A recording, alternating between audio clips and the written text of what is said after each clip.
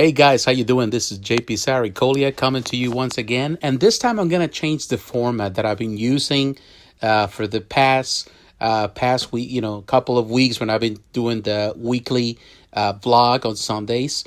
This is gonna be totally different, but and I'm going to separate this blog into two different blogs.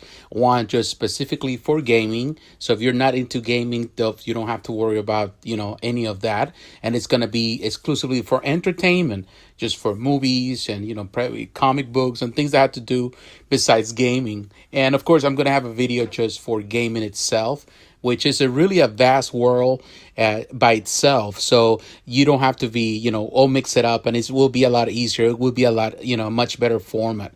So, thank you for, tuning in. And don't forget, throughout the week, I have posted many different videos. This week, I posted videos about Bumblebee, the new trailer, which is a really good trailer. You can watch that video in my impressions. I also posted about Joaquin Phoenix, the new Joker. I really like what we've seen so far. You saw my unboxing of the solo Star Wars story.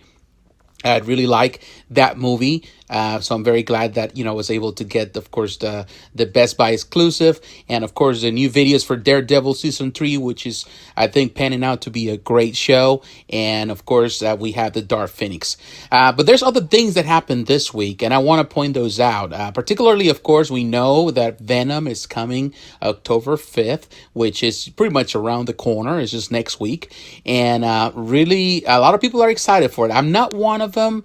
I still gonna watch it because I love this type of films, but there's a lot of things still that I'm still holding my breath. A lot of people are very disappointed that it's an PG-13 instead of rated R. I'm okay with the rating. So far, the story, this origin story doesn't seem right to me, but I still gonna watch it. It's directed by Ruben Fleischer, who was the director of Zombieland. So I don't know if he has the experience or the capacity to make this work out.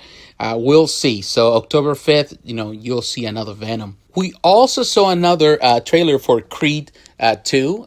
This movie is scheduled for November 21st. But man, I'm telling you, I wouldn't say that I was crazy about Creed 1, but it was definitely a great film. I think Michael B. Jordan did such a phenomenal job that he really caught the attention of a lot of people. He's a great actor.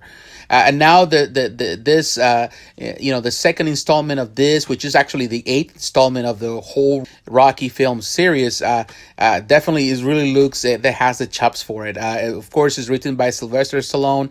He's part of the story as well. It's directed by Stephen Caple Jr.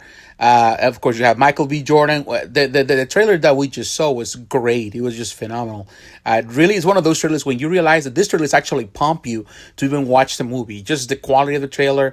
You had Tessa Thompson. You had Dolph Lundgren. So definitely is really looking great. We also have the news of Hellboy, the new reboot that it was supposed to, I think it was originally scheduled for January 11. Now it's been pushed back to April 12th.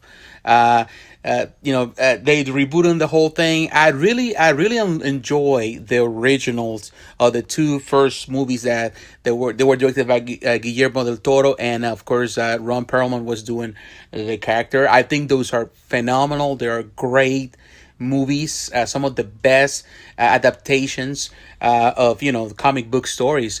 But of course, we know that this is going to be a rated R. It's produced by Lionsgate and Dark Horse Entertainment. Mike Mignola is the writer. He's involved in the whole process. So we'll see what happens. It's directed by Neil Marshall, who is an English actor. He's been involved in a lot of horror movies and a lot of TV episodes for Game of Thrones, Constantine, and Westworld.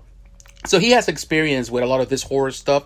So I don't know. It looks great. We have seen not much of it. We have seen some of the images of this character, of the person, the actor that I don't remember his name right now. But we see him in costume, so he looked great. So we'll see what happens. So it's pushed back. So we'll see what happens next year. And not everything that counts for entertainment is always good. There are times where things are not as good, and we have problems, or we face some things that, of course, are sad to hear. And one of them is the passing of Norm Breyfogle. He passed on September 24th, so what happened a few days ago.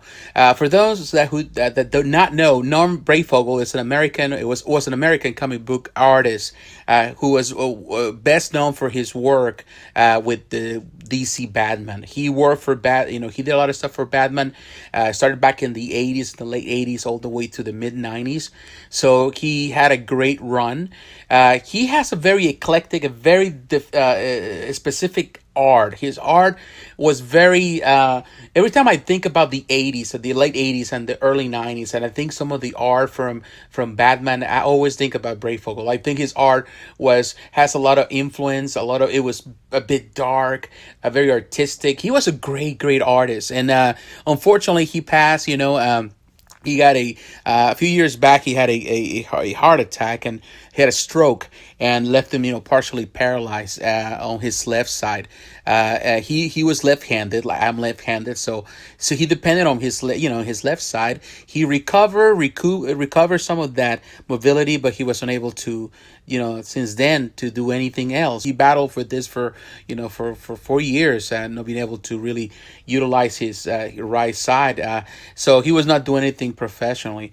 But Breyfogle, if you remember back in the 80s, 90s, he was involved with Detective Comics.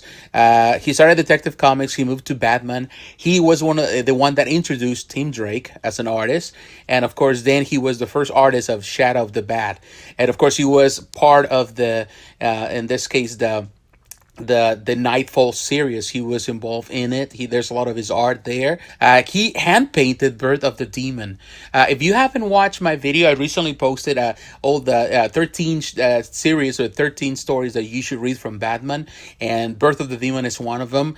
Birth of the Demon, it was hand painted. It's one of the most beautiful Batman renditions that you can find. So I highly recommend that you get Birth of the Demon. And he did it. It was this story was written by Dennis O'Neil, and of course he was the artist. And of course, besides DC, he did other work for Marvel, Valiant, Eclipse, First Comics, Malibu Comics. He did a lot of his own creations for Malibu, and unfortunately he passed. He was he was not really that old. He was young, but he I think he's gonna be well remembered by a lot of the people that remember that era of Batman and his art. This he published in 2015, Legends of the Dark Knight, Volume 1, of course, with the art of Norm Breyfogle. So I'm going to have the link so you can see his work. If you haven't, I know that there is a volume to his schedule for later this year. So it is sad to hear of his passing, but, rest in peace, and we wish the best to his family. So these are the news. There's a lot of stuff every day coming our way, so it's really hard to keep up. But we're really excited for the movies that are coming, and we're excited for the news. And stay tuned for more. Don't forget to like, comment, and subscribe. Share this video in every social platform that you may encounter. Please hit the notification button so you're reminded of every other video. And don't forget to continue watching my videos and support the channel. I appreciate every time you spend the time watching my videos, but also when you leave your comments. So take care, my friends. God bless. Bye-bye.